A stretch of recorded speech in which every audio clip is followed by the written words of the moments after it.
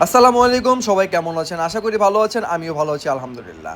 তো আজকে নিয়ে আসলাম বিক্রমপুর লাইভ বেকারির একটা ভিডিও নিয়ে, যেটা আমাদের হাক্কানি মসজিদে নতুন মার্কেট অবস্থান করতেছে।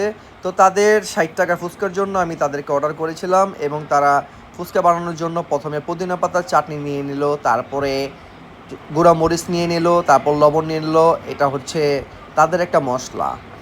তারপরে তারা পেঁয়াজ মরিচ দিয়ে দিল এবং গরম গরম ঘুমনি, যেটা গরম না খেলে আসলে ফুচকাটা ভালো লাগে না।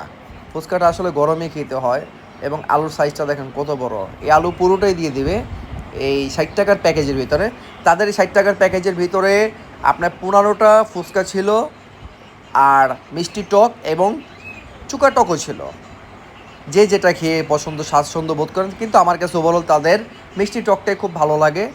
তাদের মিষ্টি টকটা দিয়ে খেলে মনে হয় কি আসলে কী জানি মুখে খাচ্ছি, আসলে ভাই জিভলায় পানি আইসা পড়তেছে। আপনাদের সাথে কথা বলতেছে আর জিভলায় পানি এসে পড়তেছে আমার।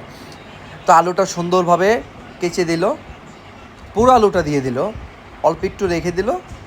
কিন্তু মোটামুটি মাশাআল্লাহ বেশ কোয়ান্টিটি, ভালো কোয়ান্টিটি তারা দেয়।